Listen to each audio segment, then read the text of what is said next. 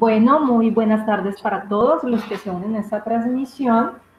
El día de hoy continuamos con el desarrollo del tercer módulo del curso de entrenamiento virtual en COVID-19. Hoy nos acompaña el profesor Sergio Celis, quien está encargado de liderar la conferencia denominada Imágenes Diagnósticas en COVID-19. Para los que no se han podido conectar a nuestros dos módulos pasados y hoy nos están acompañando, quiero indicarles que al final del módulo será una ronda de preguntas frente a inquietudes que les puedan quedar referente a la temática. Ustedes podrán hacérmelas llegar a través del WhatsApp que se les facilitó en el correo y yo se las leeré a nuestro conferencista para que él pueda responderlas.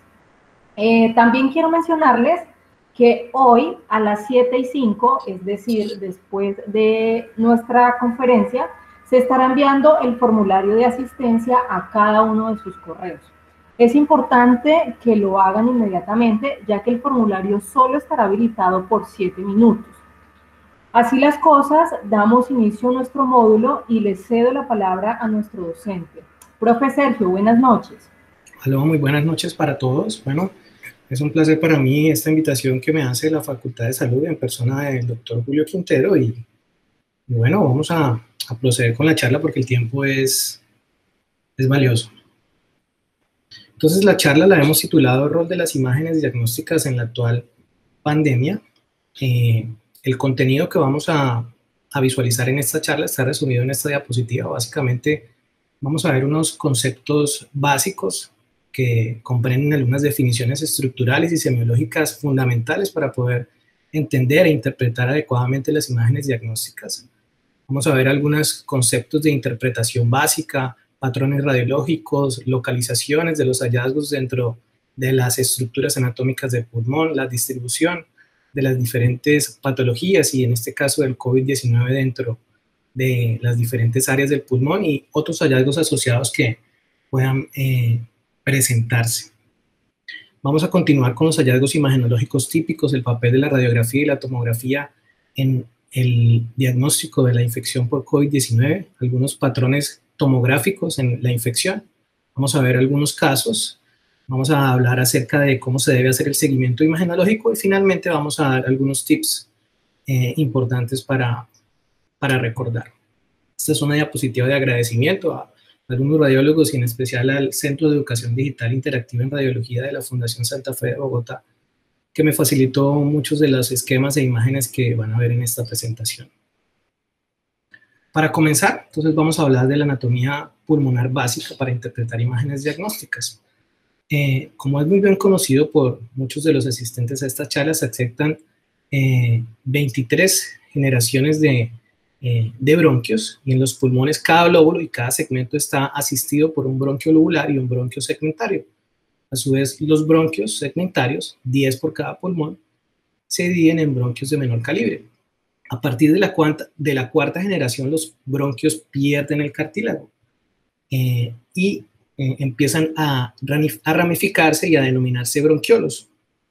Después de la quinta generación, desde la novena generación hasta la 15ª generación, van disminuyendo de calibre hasta la 16ª generación, que corresponden a los bronquiolos terminales. Esta es, digamos, la parte más pequeña de la vía aérea que no va a contener alvéolos. Estas 16 primeras ramificaciones del árbol bronquial o de la vía aérea corresponden a la vía aérea netamente conductora, o sea, al espacio muerto anatómico, donde no se produce el intercambio gaseoso. Igualmente, para interpretar adecuadamente las imágenes diagnósticas es importante conocer la anatomía estructural básica pulmonar y el lobulillo pulmonar secundario, que lo vamos a ver más adelante. Algunos conceptos estructurales. ¿A qué llamamos espacio aéreo? Espacio aéreo es la parte del pulmón que incluye los bronquiolos respiratorios, los alvéolos, pero excluye la vía aérea puramente conductora, es decir, el espacio muerto anatómico que veíamos anteriormente donde no se produce intercambio gaseoso. ¿A qué llamamos parenquima pulmonar? Parenquima pulmonar es aquella parte del pulmón que realiza el intercambio gaseoso, es decir, que va a incluir, de acuerdo a lo que veíamos inicialmente, los bronquiolos respiratorios, los conductos alveolares, los sacos alveolares y los capilares. Hablábamos también que era muy importante conocer la anatomía funcional y anatómica del pulmón. Por eso vamos a hablar del lobulillo pulmonar secundario. Es la unidad anatómica y funcional del pulmón. Mide de 1 a 2 centímetros y está compuesto por 5 a 20 acinos pulmonares que constituyen los alvéolos donde se produce el intercambio gaseoso. Los acinos están separados por septos fibrosos, que son los que vemos demarcados aquí en amarillo, llamados septos interlobulillares, que delimitan unos poliedros irregulares de tamaño variable que corresponden a los lobulillos pulmonares secundarios. El lobulillo pulmonar secundario es la unidad más pequeña redondeada por septos de tejido conectivo. Entonces, como vemos acá en la segunda imagen, entonces el lobulillo pulmonar secundario es alimentado centralmente por la arteria centrilobulillar y el bronquiolo centrilobulillar.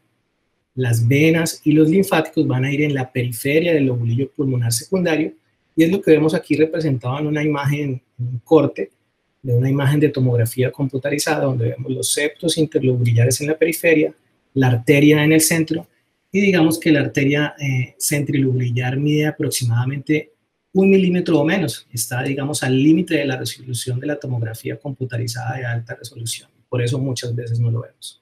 Entonces, este concepto es importante, es básico comprenderlo para poder interpretar las imágenes del tórax. El área centrilobulillar es otra área importante, como su nombre lo indica, pues está en el centro del lobulillo pulmonar secundario.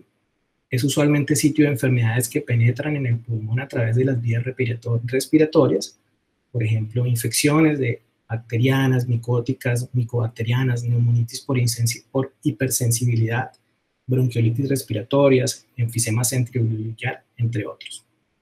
La parte periférica del lobulillo pulmonar secundario es asiento de enfermedades localizadas en los linfáticos de los septos interlobulillares, por ejemplo, sarcoidosis, linfagitis carcinomatosa, edema pulmonar. Entonces aquí vamos básicamente en estas estructuras como el área centrilobulillar corresponde pues al área central del lobulillo pulmonar secundario y los septos interlobulillares a la periferia. Para la interpretación básica es importante, digamos, tener como estos cuatro ítems para tener un orden de cómo saber y cómo poder interpretarlo. Primero debemos tener en cuenta el patrón dominante, saber si se trata de un patrón reticular, si hablamos de un patrón nodular, un patrón de alta densidad, que básicamente se tratan de las opacidades en virus merilado y consolidación, o un patrón de baja densidad, básicamente hablamos de enfisema y quistes. La localización de las lesiones dentro del lobulillo pulmonar secundario, bien sea que sean centrilobulillares, perilinfáticos o al azar, la distribución dentro del pulmón, bien sea en las zonas superiores, zonas inferiores, en las zonas centrales o periféricas, y si hay o no hallazgos adicionales, tipo derrame pleural, adenomegalias o bronquiectasias por tracción, por ejemplo. Este es un concepto que es importante precisar, ya que pues este es un espacio académico, ¿verdad? Entonces, el término infiltrado se usaba usualmente para describir una región de opacificación o aumento en la densidad pulmonar causada por enfermedad del espacio aéreo, enfermedad intersticial o enfermedad de la vía aérea. Sin embargo, según las recomendaciones de la Sociedad Fleischner, que es una sociedad, digamos, líder en imágenes de radiología torácica en el mundo y especialmente en Norteamérica, no se recomienda el uso de este término y se prefiere el término opacidad. Entonces, el primer patrón del que hablábamos era el patrón reticular. En el patrón reticular pues hay muchas líneas como resultado del engrosamiento de los septos interlobulillares o de la fibrosis como en el panal de abejas. En muchas escuelas este patrón reticular lo llaman patrón intersticial. Este engrosamiento o este patrón intersticial o patrón reticular puede ser liso, homogéneo, como en el edema intersticial de la insuficiencia cardíaca, que era lo que antes se llamaban las líneas B de Kerley, en la radiografía de tórax, que es lo que estamos viendo en la figura 1, o puede ser nodular o irregular, como también se puede ver en la carcinomatosis linfangítica o en el linfoma, también en la sarcoidosis y en la silicosis. Entonces vemos dos ejemplos de engrosamientos de los septos interlobulillares, un patrón liso con opacidades en vidrio esmerilado, en un paciente con edema pulmonar cardiogénica, y en este un engrosamiento de los septos interlobulillares nodular, irregular, típico de la carcinomatosis linfangítica. En este paciente además vemos que hay una adenopatía y hay una imagen nodular en el pulmón izquierdo que probablemente representa una metástasis. El patrón reticular o los procesos intersticiales pueden manifestarse radiográficamente mediante opacidades lineales, reticulares, quísticas o nodulares en la radiografía de tórax. Y es básicamente lo que vemos en esta diapositiva y lo que vemos encerrados en los rectángulos. Vemos una magnificación de proyecciones PA de radiografía de tórax. En la proyección, en la imagen A vemos un engrosamiento de los septos interlobulillares en un paciente con falla cardíaca izquierda. Y en la imagen B vemos un paciente con opacidades reticulares, irregulares, múltiples que predominan en la periferia pulmonar, típico de un paciente con linfangitis carcinomatosa. El patrón de panalización también representa un patrón reticular, o sea, un patrón intersticial clasificado dentro del patrón de atenuación de baja densidad también.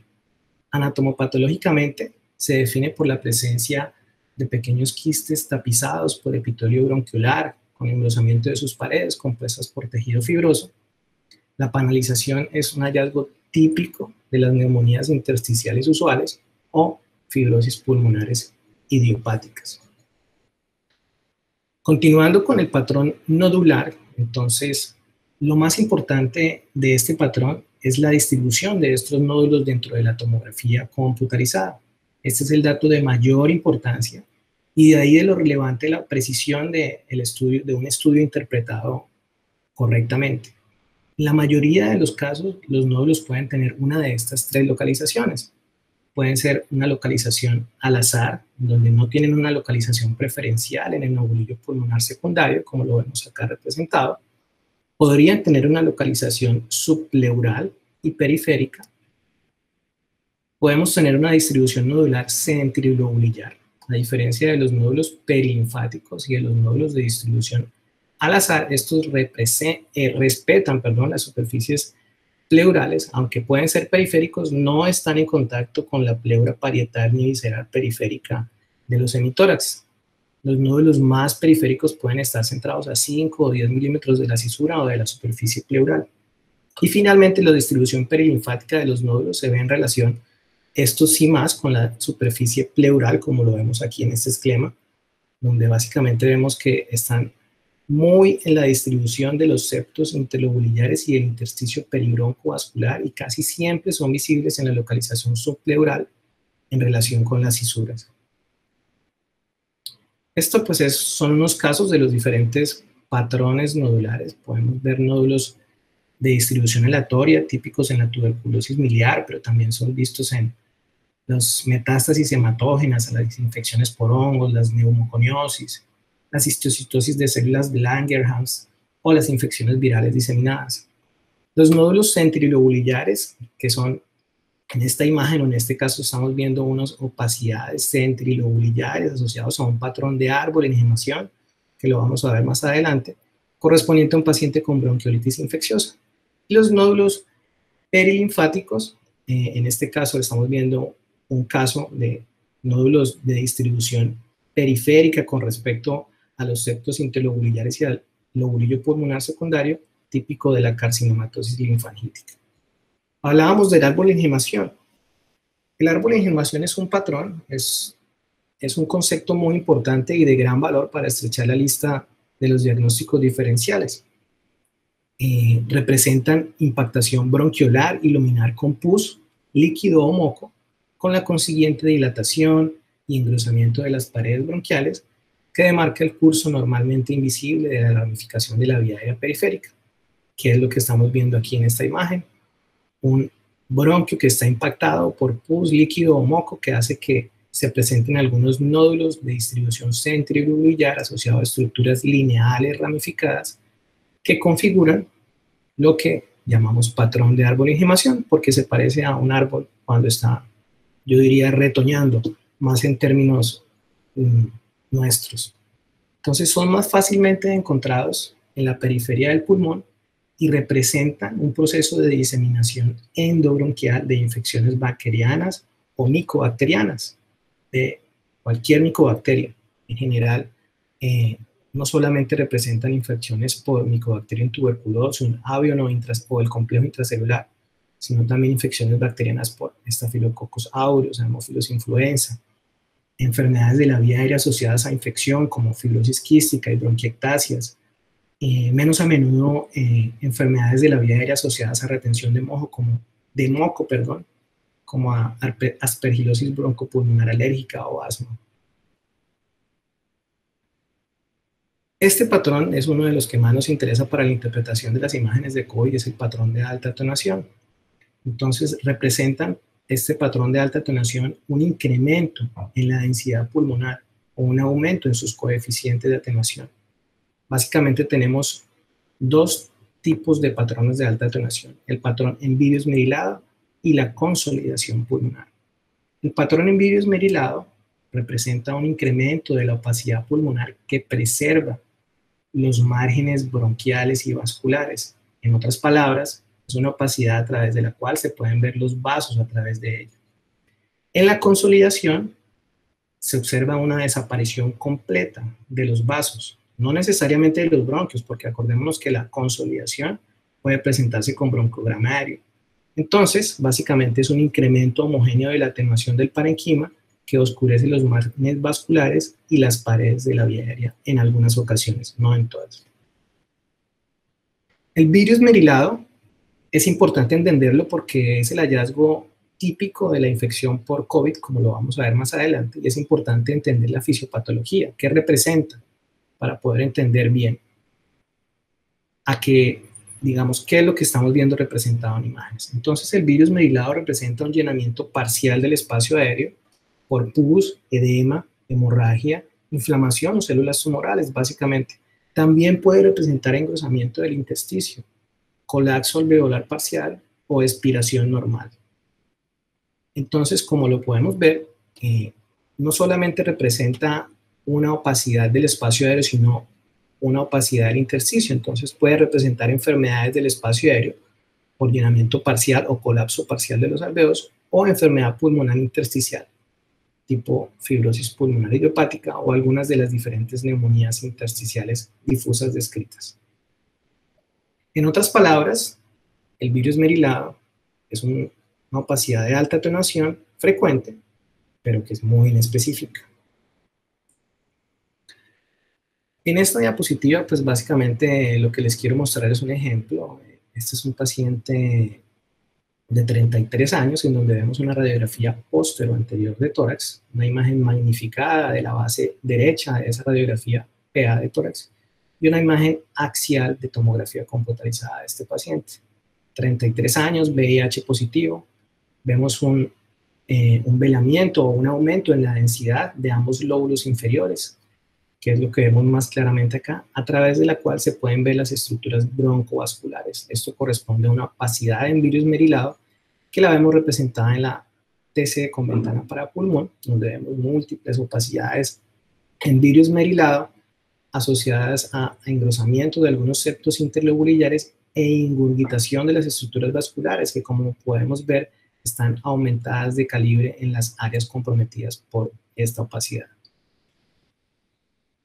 Otro hallazgo, otro concepto importante que quiero que lo tengan claro porque también se ve muy frecuentemente en las imágenes de COVID, es lo que llaman en inglés el crazy paving.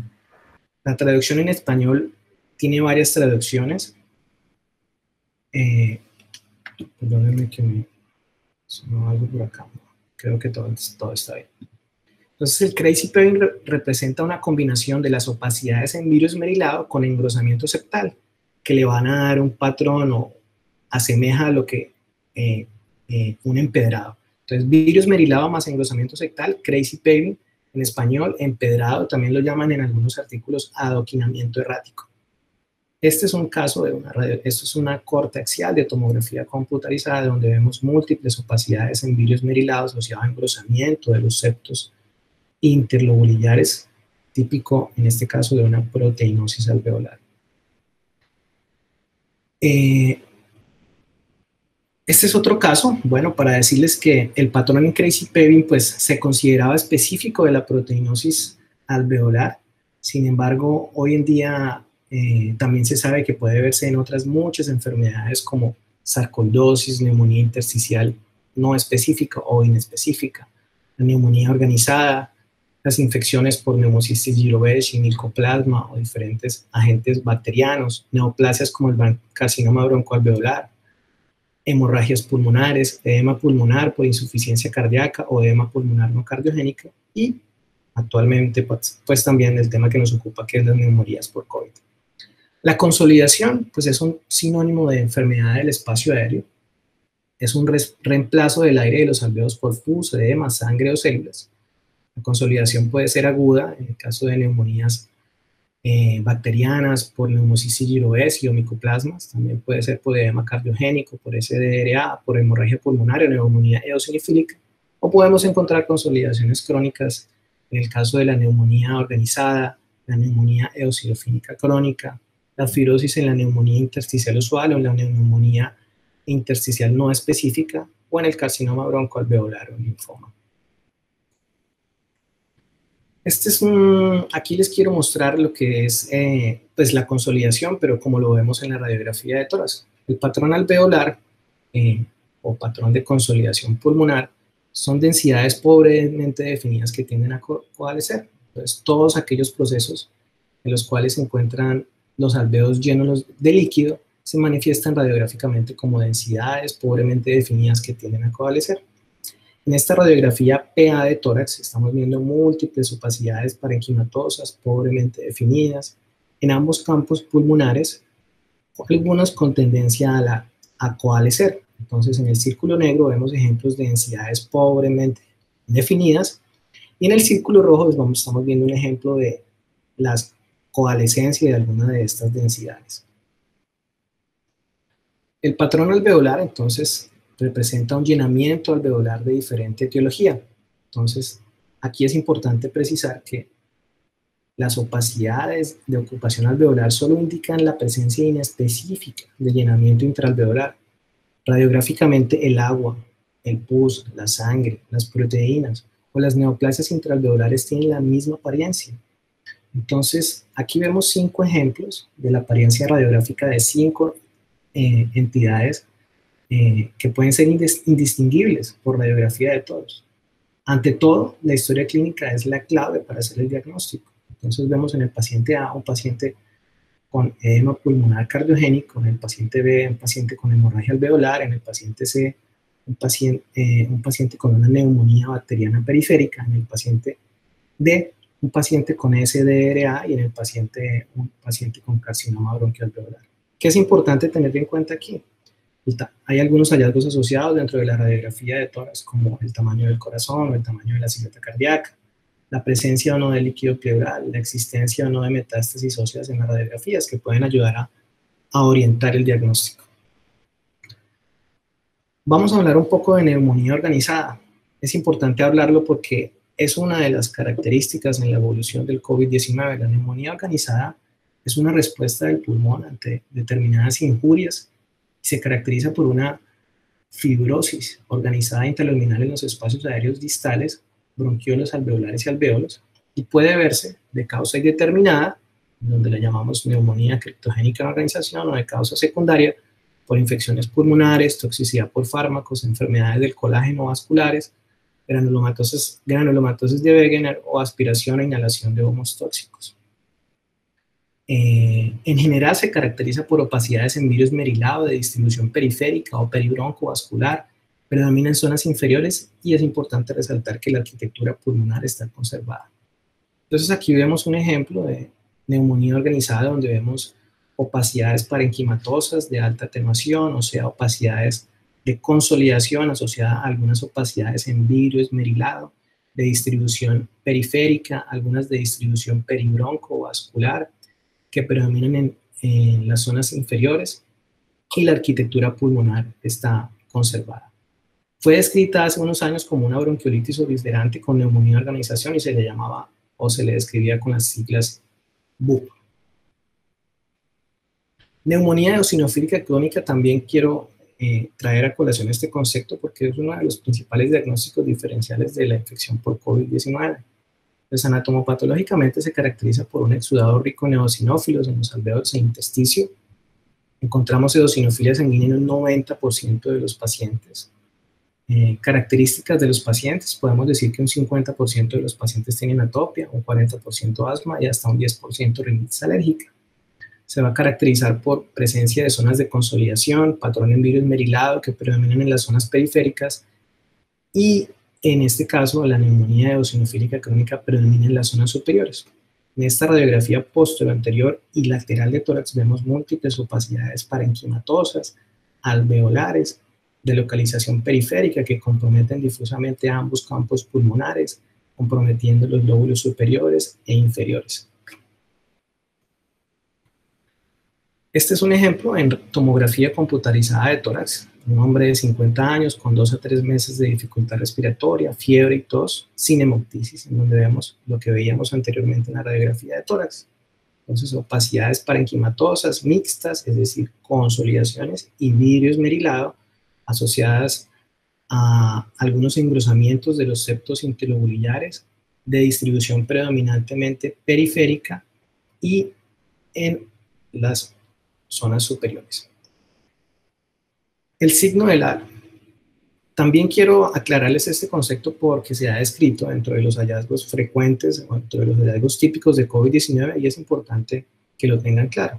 Entonces, el signo del halo, hay varios signos del halo, el signo del halo normal y el signo del halo reverso. El signo del halo, digamos, normal, corresponde a una opacidad en vidrio esmerilado que rodea una masa o un nódulo, como lo podemos ver en este ejemplo. Y puede haber un signo del halo reverso, en este caso, que sea un área de vidrio esmerilado rodeada por un anillo más denso, que es lo que está delimitando las flechas rojas, más o menos completo de consolidación. O puede ser un área de vidrio esmerilado rodeando una zona de parénquima pulmonar, como lo vemos en este otro ejemplo.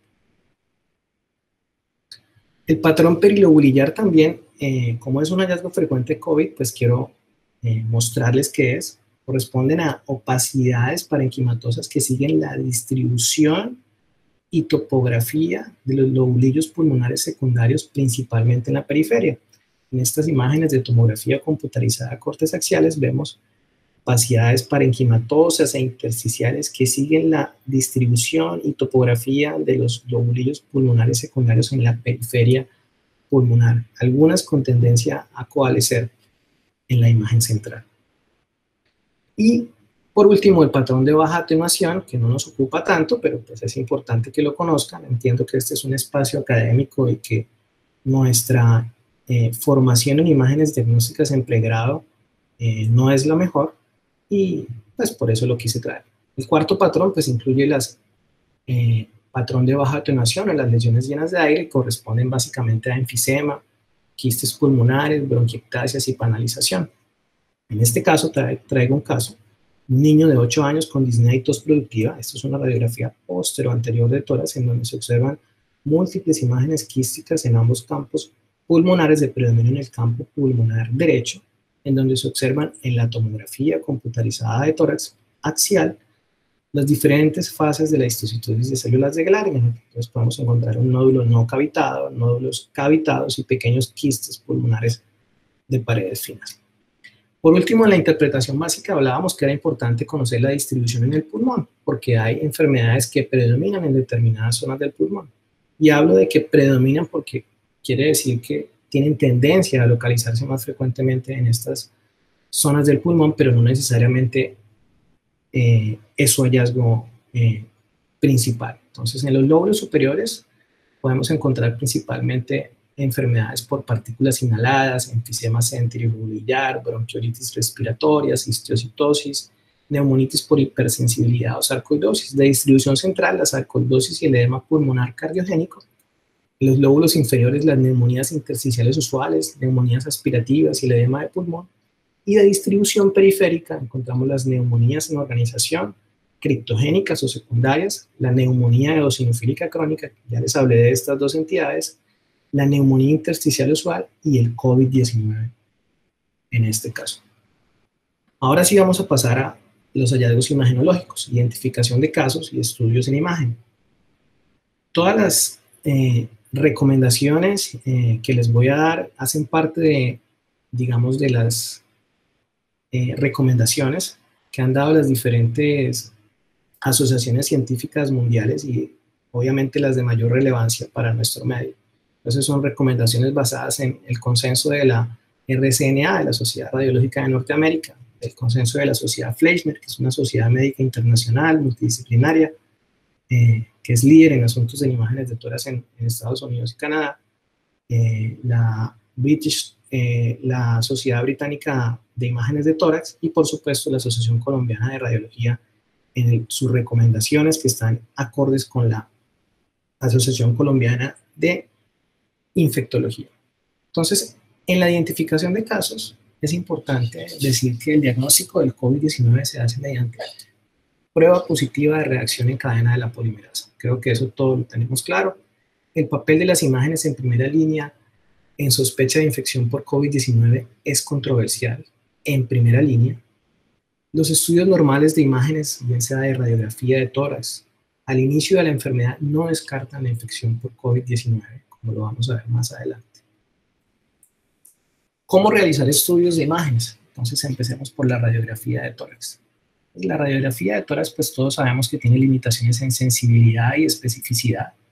En términos generales, hay una baja sensibilidad y especificidad, sobre todo para las opacidades en virus merilado, en la radiografía de tórax en pacientes con sospecha de neumonía. Es indudable el valor diagnóstico inicial simplemente por establecer la sospecha radiológica de neumonía en el contexto de pandémico actual. Una vez dicho esto, ¿qué esperamos entonces en la radiografía de tórax? Entonces, lo que vamos a ver o lo que vamos a buscar son opacidades parenquimatosas o de ocupación del espacio aéreo, ya aclaramos esos conceptos, que básicamente son opacidades en virus merilado o de consolidación bilaterales, es decir, multilobares. Más de un 75% de los pacientes tienen opacidades multifocales, multilobares, bilaterales, de predominio periférico y basal y opacidades intersticiales. Es decir, radiografía de tórax, hallazgos no específicos, porque opacidades parenquimatosas, bien sea en virus merilado o consolidación, las pueden dar muchas entidades. De la radiografía de tórax, ¿qué es importante decir? Una radiografía de tórax dudosa se debe considerar siempre positiva. Sospechar ante cualquier alteración parenquimatosa que pueda ser una infección, especialmente si es bilateral, periférica o basal, como lo estamos viendo en estas imágenes que puse aquí de ejemplo. Ante la duda, aconsejan los expertos situarse en el peor escenario y considerarla como positiva. Resaltar que un resultado normal no descarta la infección. Y también es importante decirlo, un estudio mal hecho y mal interpretado, pues no va a aportar mucho. Estos son dos casos locales, uno de la Fundación Santa Fe de Bogotá y otro del Hospital Universitario San Ignacio, en el que inicialmente fueron interpretadas como normales, pero realmente no son radiografías de tórax normales. En la primera radiografía vemos múltiples opacidades intersticiales. Acuérdense que las estructuras vasculares dentro del pulmón tienden a disminuir de calibre y en la periferia no tenemos por qué ver todas estas opacidades lineales que estamos viendo en esta radiografía de tórax, en este caso de predominio en el hemitórax izquierdo. En la radiografía número 2, básicamente decir que si comparamos la periferia del tercio superior del ambos hemitórax, vamos a ver que el tercio superior del hemitórax izquierdo es más denso. Entonces, en este caso tenemos opacidades alveolares en la periferia del pulmón izquierdo, que en el contexto de un paciente con sospecha de neumonía por COVID, pues sugiere con una alta probabilidad diagnóstica la enfermedad. Y esto es lo que les traigo aquí en esta imagen. Este caso se los traigo para decirles que tenemos que ser muy cuidadosos o más cuidadosos de lo normal en la revisión e interpretación de la radiografía de tórax. Fijémonos que estos son hallazgos muy sutiles, pero que finalmente son patológicos y pueden hacer la diferencia en el tratamiento y en la conducta a seguir con los pacientes. Este es otro caso de la Fundación Santa Fe de Bogotá. Este es otro ejemplo local en donde vemos un paciente con cardiomegalia, con signos de hipertensión pulmonar arterial precapilar y opacidades periféricas en virus merilado en lóbulos superiores y lóbulos inferiores. Este es otro caso del Hospital Universitario San Ignacio, donde se trataba de un paciente joven que llegó desaturado. Veamos cómo tiene un mayor incremento de la densidad en ambos campos pulmonares hacia las bases, lo que se describe como un patrón clásico o típico, o sea, opacidades parenquimatosas bilaterales de predominio basal. Entonces veamos cuáles son los hallazgos típicos del COVID-19. Básicamente, entonces, lo que vamos a encontrar o lo que vamos a buscar son opacidades en vidrio esmerilado múltiples, bilaterales, de distribución predominantemente periférica y predominantemente hacia los lóbulos inferiores. Vamos a poder ver un patrón de empedrado o crazy paving, vamos a poder ver consolidaciones con o sin broncogrameario y halo reverso. Entonces, lo que vemos en estos tres ejemplos de tomografía computarizada de tórax de 3 pacientes diferentes, ventana para pulmón, cortes axiales, en primero, opacidades parenquimatosas en vidrio esmerilado múltiples de distribución periférica con tendencia a una morfología redondeada. En el segundo paciente vemos como ya aparte de las opacidades en vidrio esmerilado encontramos un patrón empedrado, o sea, un vidrio esmerilado con engrosamiento de los septos interlobulares más difuso, comprometiendo los lóbulos superiores y la periferia del segmento superior del lóbulo inferior izquierdo. Y en el tercer caso estamos viendo el halo reverso, que ya lo explicábamos anteriormente, que lo podemos ver en neumonías organizadas y en los patrones típicos de COVID-19. En cuanto a los hallazgos en tomografía de tórax, este es un estudio de la revista Radiology, en donde básicamente se los traigo para mostrarles que lo que podemos encontrar son opacidades en vidrio esmerilado sin consolidación o opacidades en vidrio esmerilado con consolidación. En general, la morfología que predomina de estas opacidades en el inicio de la enfermedad es redondeada, pero también vemos que se puede asociar a opacidades lineales, a patrón en empedrado, a una distribución predominantemente periférica. Y en la tercera imagen, lo que quiero mostrarles es que a pesar de que hablamos de que predominan los lóbulos inferiores, esto no quiere decir que no se pueda presentar en otras localizaciones. Entonces vemos que en este estudio, por ejemplo, había también hallazgos en los lóbulos superiores, frecuentemente, un 67%, y en el lóbulo superior izquierdo un 67%. Entonces, el hecho de que la literatura nos diga que predominen los lóbulos inferiores no quiere decir que no se pueda presentar en los lóbulos superiores. Este estudio es un estudio importante de la revista Lancet porque nos habla que aunque poco frecuentes, los nódulos, las adenopatías o adenomeralias mediastinales y el derrame pleural se pueden presentar. Fíjense que en este estudio de 81 pacientes, el 6% tuvieron nódulos, el 13% linfadenopatías y el 5% derrame pleural. Y es lo que vemos acá en estas dos cortes axiales de tomografía computarizada, ventana para pulmón, en pacientes con opacidades mixtas, consolidativas y en vidrio esmerilado asociados a derrames pleurales bilaterales. También es importante en la gráfica central porque lo que quiero mostrarles aquí es que en este estudio dividieron los 81 pacientes en 4 grupos que representaban diferentes semanas o estadios de la enfermedad. Y vemos cómo la distribución de los hallazgos, bien sea de opacidades en vidrio esmerilado, opacidades reticulares, consolidaciones o patrones mixtos, va variando de la primera semana, segunda semana, tercera semana y cuarta semana. Y lo que más llama la atención es que las opacidades en vidrio esmerilado, que representan la barra lila, van disminuyendo progresivamente a medida que avanza la enfermedad y van siendo, digamos, reemplazadas o combinadas con opacidades reticulares y consolidaciones o patrones mixtos. ¿Qué se consideran hallazgos no COVID o hallazgos poco probables de infección por COVID-19? Es decir, aquellos pacientes en los que tenemos que buscar un diagnóstico alterno.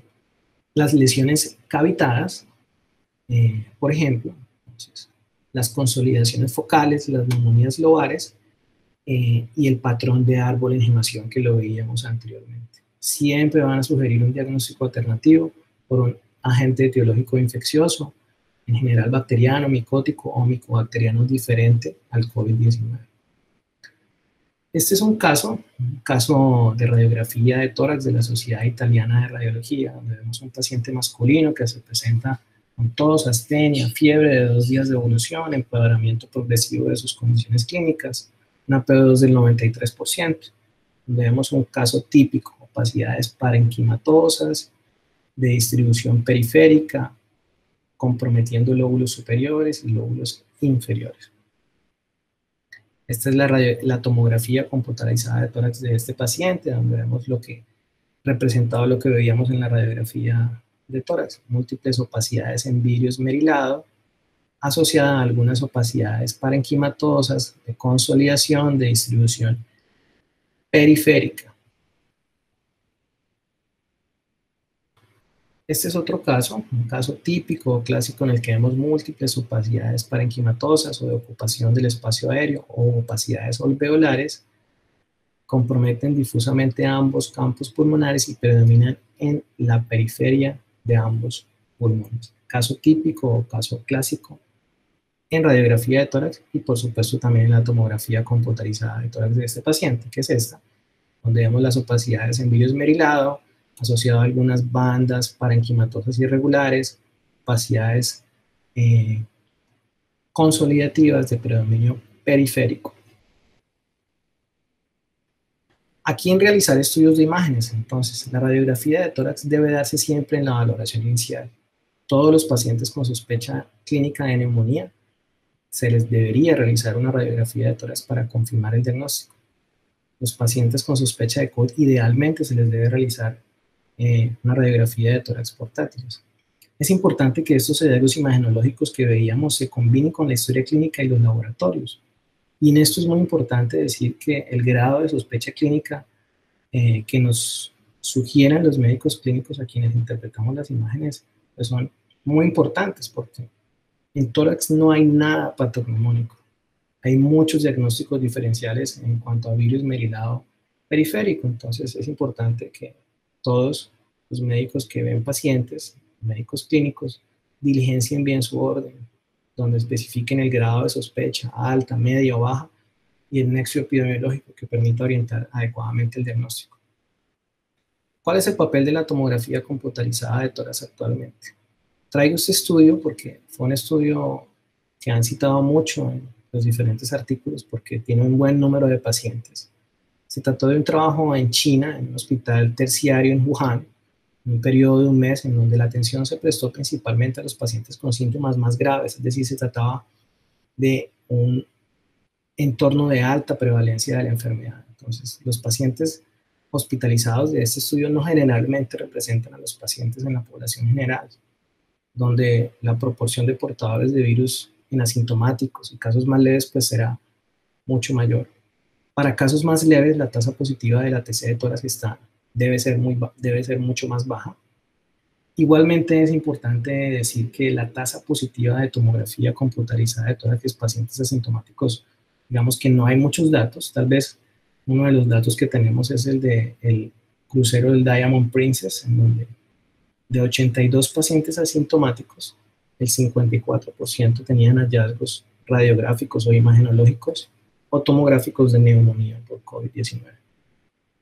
Este es un algoritmo que propone la Sociedad Británica de Imágenes de Tórax, donde ellos consideran que un paciente, que si un paciente tiene fiebre o linfopenia, podemos estar frente a un caso de neumonía por COVID-19. Entonces, a todo paciente en la valoración inicial, bien sea que esté estable o que tenga criterios de severidad, le ordenan radiografía de tórax, como lo veíamos anteriormente. Cuando el paciente tiene historia clínica de severidad y la radiografía de tórax es normal o incierta, a estos pacientes es a los que ellos llevan a tomografía computarizada de tórax.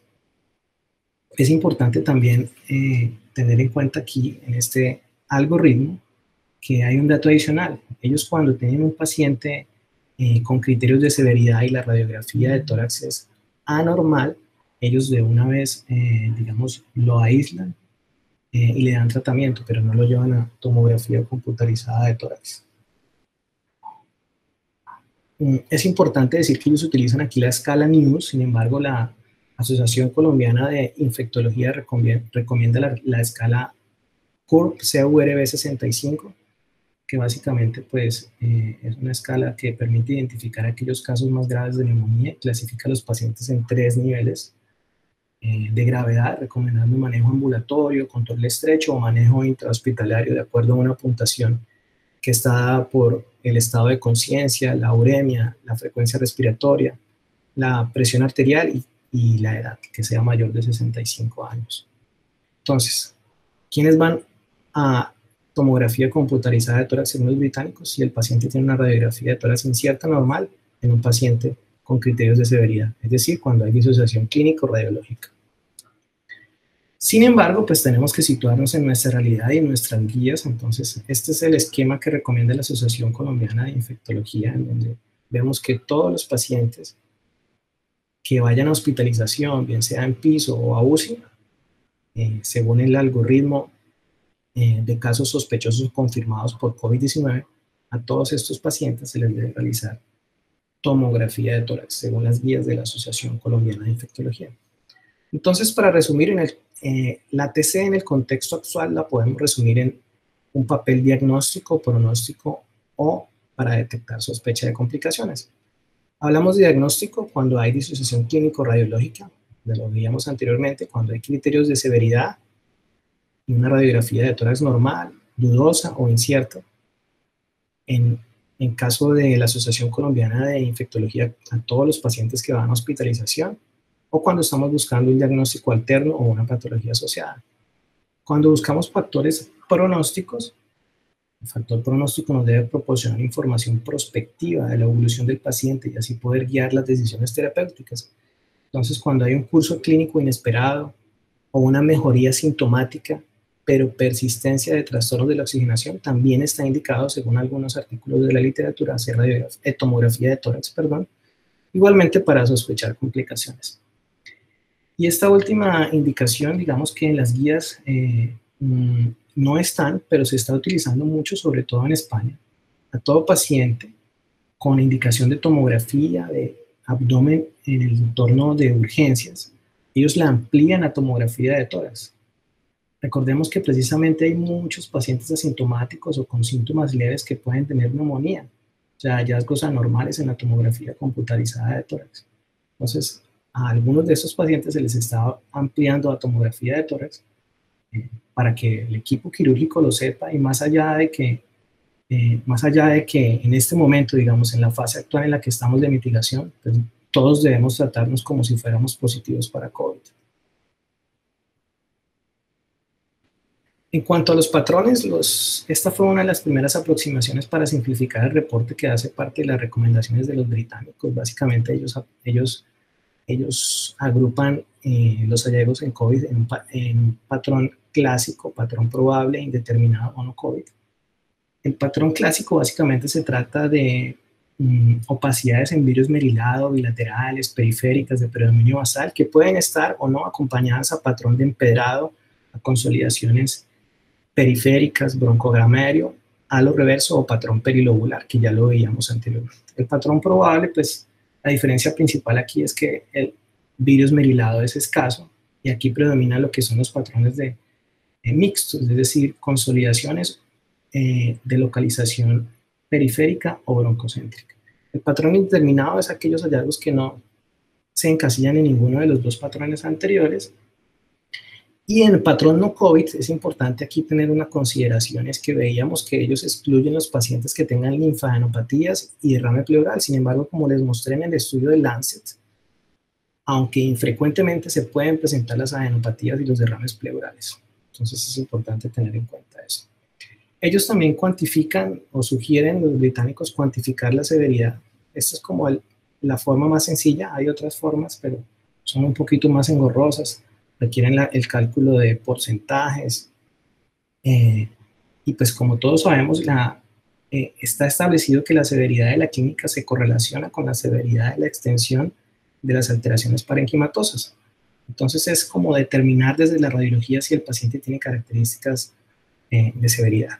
Se considera leve hasta 3 opacidades focales o máximo 3 centímetros de diámetro de virus merilado, de moderada a severa cuando hay más de 3 opacidades o estas miden más de 3 centímetros de diámetro, o cuando hay opacidades focales mixtas, es decir, en virus merilado más consolidaciones en etapa temprana. Se considera severa cuando hay opacidades difusas en virus merilado con consolidación o distorsión de la arquitectura. Hasta aquí lo que recomendaban los británicos, pero los norteamericanos también sacaron un consenso, también avalado por la STR, por la Sociedad de Radiología de Tórax y por la American College Radiology, por la RSNA. Ellos evalúan además los pros y los contras de tener un informe estandarizado con patrones. ¿Qué tiene de bueno? ¿Cuáles son los pros? Que si el clínico no sospecha COVID, pues lo estamos alertando. Que si la PCR es negativa, pero las características son típicas, pues casi que esto nos obliga, va a obligar a repetir la prueba. Tiene de bueno también que vamos a hablar un mismo lenguaje y eso va a dar una claridad y consistencia al reporte. Y pues obviamente estandarizar el lenguaje va a servir más adelante para la academia y para investigaciones futuras. Ellos también proponen unos patrones que no son muy diferentes de lo de los británicos. Lo que ellos llaman típico es lo mismo que los británicos llaman clásico. Lo que los británicos llaman no COVID es lo que los norteamericanos llaman atípico. Entonces, que si es una neumonía lobar, que si es arbonigimación o si hay cavitaciones, entonces ellos lo llaman atípico, los británicos lo llaman simplemente no COVID. Lo importante de esto es que se debe tener en cuenta que pueden existir otros diagnósticos diferenciales y hay que ser cuidadosos en el lenguaje. Este es un caso, una paciente mujer de 69 años de edad que se presentó en el servicio de urgencias con un cuadro respiratorio de 7 días, sin responder a los antibióticos, sin historial previo importante, temperatura normal 36.5, una P2 de 96%, donde vemos básicamente que si no se mira bien esta radiografía de tórax, pues los hallazgos son muy sutiles, vemos algunas opacidades parenquimatosas, localizadas predominantemente en la periferia del tercio superior del pulmón derecho o del hemitórax derecho. Vamos a ver la radiografía de tórax, la tomografía de tórax de esta paciente, de esta radiografía, en donde vemos que hay unos hallazgos mucho más floridos que eran, digamos, subestimados en la radiografía de tórax. Entonces vemos los hallazgos que citábamos anteriormente, las opacidades en virus merilado, algunas con tendencia a la consolidación, de distribución predominantemente periférica en lóbulos superiores e inferiores. Este es otro caso, se trata de un varón de 57 años de edad que ingresó en el servicio de urgencias con fiebre, tos y disnea durante 3 días, sin historial médico previo, sin riesgo epidemiológico de exposición a SARS-CoV-2. Al examen físico pues, se veía disnea, taquipnea y una fiebre de 39 grados con una PO2 de 90 grados. En la radiografía de tórax, tal vez, digamos, si lo estuviéramos interpretando, veríamos algunas opacidades intersticiales de predominio en el hemitórax izquierdo. Aquí vemos la tomografía computarizada de tórax de este paciente, donde vemos múltiples opacidades parenquimatosas, en virus merilado, algunas consolidaciones también de distribución periférica, en este caso predominan en ambos lóbulos superiores. Este siguiente caso pues, es un caso típico, donde estamos viendo múltiples opacidades parenquimatosas, alveolares e intersticiales que comprometen ambos campos pulmonares, en este caso de distribución predominantemente periférica. Y la tomografía de tórax se relaciona perfectamente con estos hallazgos, opacidades parenquimatosas, en virus merilado y consolidaciones con tendencia a ser redondeadas de localización periférica. Traigo este caso de una radiografía de tórax portátil, porque debemos tener en cuenta que en las proyecciones portátiles AP no es posible alejar el foco más de 1 metro, lo cual magnifica más la imagen, pues al acercar más el foco al chasis y a la película hay más divergencia de las de rayos X. Entonces hay que tener en cuenta que muchas de las estructuras que normalmente vemos en una proyección PA, en la proyección AP portátil se pueden magnificar. En este caso estamos viendo múltiples opacidades parenquimatosas centrales y periféricas en ambos campos pulmonares. En el contexto actual, un caso típico. Este caso 7, donde vemos opacidades parenquimatosas comprometiendo predominantemente el hemitórax derecho, los 3 lóbulos. Sin embargo, como lo vamos a ver en la tomografía computarizada de tórax, Vemos cómo existe un extenso compromiso pulmonar difuso comprometiendo ambos campos pulmonares, los 5 lóbulos pulmonares, con opacidades de ocupación alveolar, en vidrio esmerilado y consolidaciones mal definidas, con algunas zonas en empedrado de distribución central y periférica, en este caso con un mayor compromiso de ambos lóbulos superiores. Este caso es importante para ver cómo la radiografía de tórax nos dio información, pero nos dio información incompleta, es decir, subestimó el compromiso pulmonar y la severidad del paciente. Voy a tomar agüita. Esta es una diapositiva que les traigo para resumirles lo que sería la progresión de la enfermedad. En un inicio, pues vemos que en los primeros días de la enfermedad vamos a ver un inicio de una infección y una respuesta viral entre el día 1 y 4, en el que la tomografía de tórax puede ser normal o los hallazgos pueden ser leves con opacidades en vidrio esmerilado unilaterales o escasas.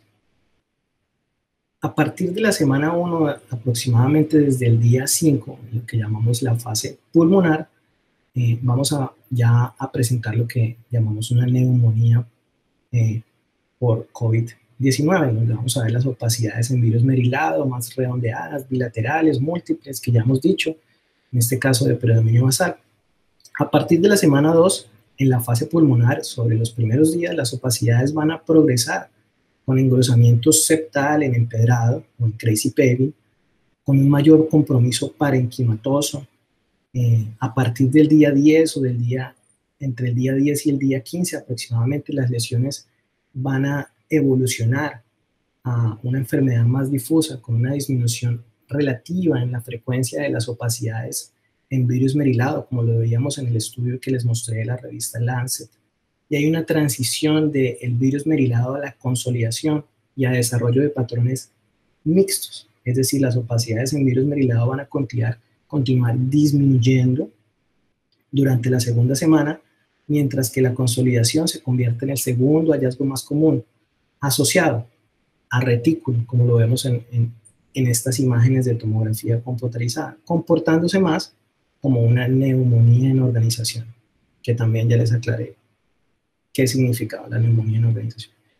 Y después de la tercera semana, o en lo que han llamado fase hiperinflamatoria, aproximadamente a partir del día 15 o 16, entonces si la enfermedad continúa, va a progresar, notándose que la consolidación y los patrones mixtos se hacen más comunes, y hay un progreso hacia SDRA. ¿A quiénes no realizar estudios por imágenes? Entonces, los pacientes asintomáticos respiratorios no deben ser tamizados para infección por COVID-19 con imágenes de tórax. Es importante tener. Las recomendaciones pueden cambiar.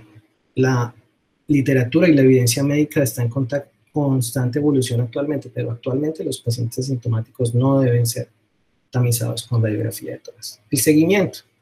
No se recomienda seguimiento de rutina. En casos con una mala evolución clínica, pues la realización de un control de imagen se basa en la valoración clínica, es decir, de forma similar a la de otras infecciones respiratorias. Se debe priorizar la realización de estudios portátiles para evitar el desplazamiento del paciente, y en caso de que fuera imprescindible, pues la tomografía computarizada de tórax. Es decir, el seguimiento no difiere de lo que se ha planteado con neumonías de otra etiología. La TC debe indicarse de manera individualizada y en forma general se recomienda para pacientes con una mala evolución clínica o para detectar complicaciones.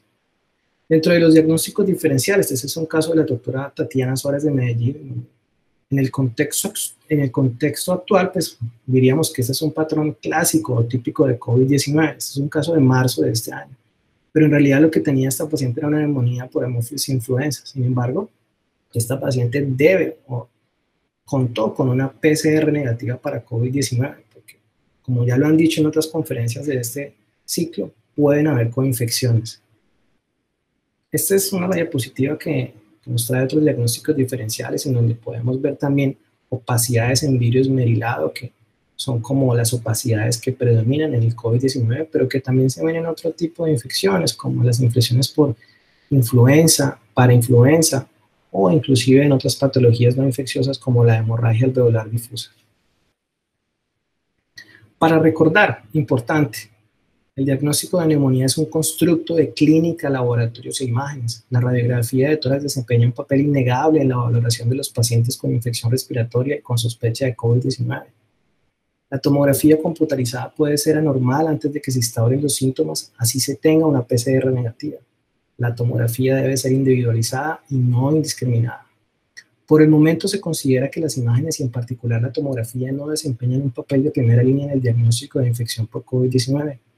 En el caso tal de que haya un acceso limitado a la PCR, una sospecha clínico-radiológica de un falso negativo de la PCR, las imágenes pues, pueden sugerir el diagnóstico. La PCR puede estar indicada en pacientes en los que incidentalmente se detecten hallazgos sugestivos de COVID-19 en una tomografía computarizada. Y en este escenario es importante, pues podemos identificar potencialmente una infección oculta y limitar la transmisión adicional tanto dentro de la comunidad como en el entorno donde el paciente está recibiendo atención médica. Las imágenes en seguimiento de COVID-19 deben personalizarse en cada paciente y nunca hacerse de forma rutinaria. Controversias, saber si lo que les hablaba, el TAC de abdomen de urgencia se amplía a TAC tóraco-abdominal, esto lo hacen sobre todo en España. Y podríamos decir también que el TAC con código ACV podría emplearse en TAC de tórax. Esto aún no está en las guías, pero se está utilizando en otros países. Esta es una imagen con la que termino, en la que básicamente quiero decirles pues, que la vida es el valor supremo al cual se subordinan los demás aspectos. La economía, la libertad, la justicia. La vida es sagrada. Somos los trabajadores de la salud quienes hoy estamos soportando el más grande reto y responsabilidad social de nuestra historia. Y como dicen los argentinos, el partido más difícil de nuestra historia, incluso poniendo en riesgo nuestra propia vida y la de nuestras familias. Hemos sido maltratados laboralmente por el sistema, pero sin duda todos debemos hacernos sentir para que se nos otorguen las garantías laborales y de protección que merecemos. Y por último, espero que todos seamos el médico de la fotografía de la revista Time, donde estemos bien protegidos, y no el médico del tiempo colombiano, mal protegido y sin los elementos de protección necesarios. Con esto termino, esta es la bibliografía y pues estoy atento a las preguntas que puedan surgir. Perfecto, profesor Sergio. Entonces, damos paso a algunas de nuestras preguntas que nos han hecho llegar. Regálenme un segundito.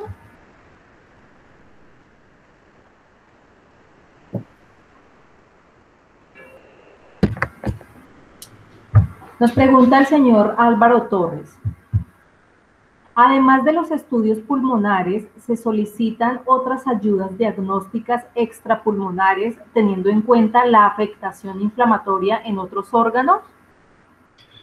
Bueno, pues no soy la persona más idónea para hablar de otras pruebas diagnósticas no pulmonares. Digamos, como ustedes comprenderán, mi especialidad es la radiología y las imágenes diagnósticas, y de pronto hablar de los temas que yo no manejo no sería lo más responsable. Entonces, puedo hablar con propiedad acerca de qué estudios imagenológicos y en sus diferentes modalidades pueden estar indicados, pero pruebas, digamos, imagenológicas, pruebas que no sean imagenológicas, pues no soy la persona más idónea para hablar de este tema.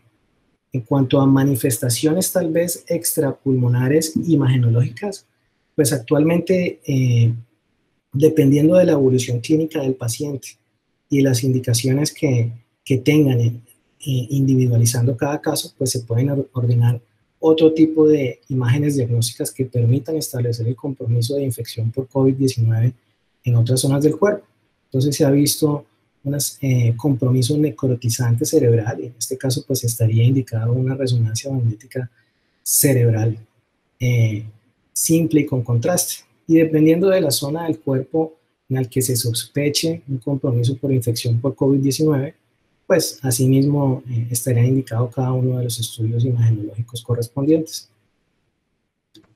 Gracias, profe. También otro participante nos pregunta, entre radiografía y TACA, ¿qué imagen diagnóstica se ordena de primera línea en paciente sospechoso por COVID que ingresa al servicio de urgencias? Claro. Voy a volver a una radiografía que puse aquí. Entonces, Todos los pacientes con sospecha clínica de neumonía o de neumonía por COVID-19, la primera línea imagenológica es la radiografía de tórax. Dependiendo de si la radiografía de tórax tiene hallazgos típicos, normal, o no tiene hallazgos típicos, pasaremos a las indicaciones de la tomografía de tórax, que como las resumimos en este cuadro, tienen un valor diagnóstico, pronóstico o para sospecha de complicaciones. Pero la de primera línea indiscutiblemente es la radiografía de tórax, idealmente portátil. Ok, perfecto. Nos preguntan también, en los hallazgos imagenológicos no COVID que sugieran un diagnóstico alternativo, ¿descarta por completo infección por COVID o qué se debería hacer? Bueno, lo que pasa es que descartar por completo no, porque como lo decía también anteriormente, digamos, la evidencia va cambiando día a día, pero lo que sabemos actualmente es que en ninguna de las series publicadas, tanto en China, Italia, España y en Inglaterra, que son los países que más han publicado, ni las lesiones cavitadas, ni las neumonías lobares o las consolidaciones focales, o los patrones en alboengemación con nódulos centrilobulillares se han visto en ningún paciente con COVID. ¿Puede cambiar? Sí, puede cambiar, pero actualmente ninguno de estos hallazgos sugiere infección por COVID. Hay que recordar aquí que pueden haber coinfecciones, entonces es importante tener los diagnósticos alternativos. Sin embargo, hay unos hallazgos que descartan los británicos como infección no COVID. Perdón, busco la diapositiva.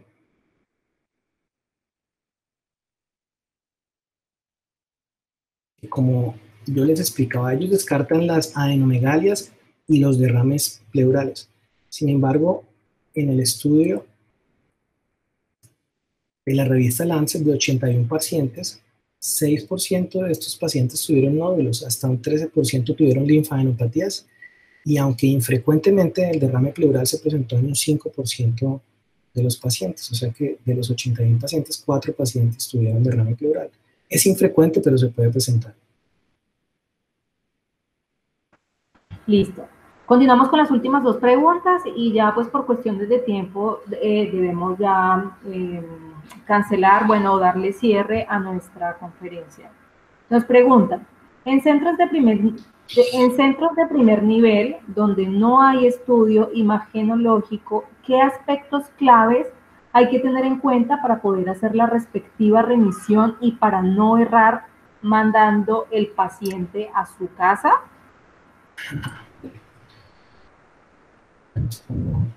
Básicamente aquí lo que hay que tener en cuenta es que, como les decía aquí, hay que hacer una valoración inicial del paciente. Esto pues sería como la revisión de la guía de la Asociación Colombiana de Infectología para el abordaje y el triage de los pacientes, pero básicamente en la valoración inicial, pues ustedes deben valorar los criterios de severidad. Y los criterios de severidad pues están básicamente dados por lo que aconseja la guía es guiarse por la escala CRV-65, que tiene en cuenta estos parámetros: el estado mental, la uremia, la frecuencia respiratoria, la frecuencia cardíaca y la edad. Igualmente, hay que tener en cuenta que en la evaluación de la severidad o no de los pacientes para saber si los remitimos o no a un centro de mayor complejidad, pues se deben tener en cuenta las comorbilidades, es decir, si hay patologías de base que puedan incrementarle el riesgo a ese paciente de complicarse. Entonces, es un conjunto de información clínica, examen físico, interrogatorio y de exámenes de laboratorio que nos van a dar o nos van a clasificar el paciente en una gravedad para manejo ambulatorio, para control estrecho o para hospitalización. En el caso tal de que necesite hospitalización, sería el caso en el que deberíamos remitir el paciente a un nivel de mayor complejidad. Perfecto. Profe, cerramos con esta última pregunta. En su criterio, ¿está justificada la radiación de un paciente pro el simple hecho de estar hospitalizado como lo recomienda la Sociedad Colombiana de Infectología?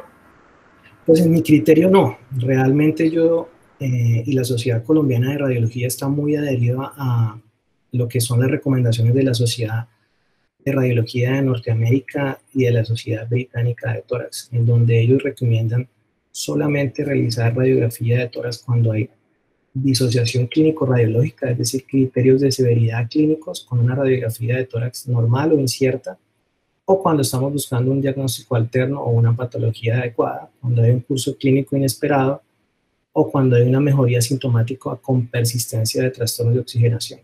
Sin embargo, pues hay que también regirnos por las guías de la Asociación Colombiana de Infectología y hay que hacer una combinación, un equilibrio entre las guías internacionales y las guías locales. Perfecto, profe Sergio, muchísimas gracias. Ya con esta pregunta pues finalizamos. Nos quedan algunas por responder. Como lo hemos hecho en módulos anteriores, yo procedo a enviárselas a cada uno de los ponentes para que las tengan en cuenta y si en módulos más adelante tienen una nueva intervención, poder, digamos que tratar de despejar estas dudas que quedan a los participantes.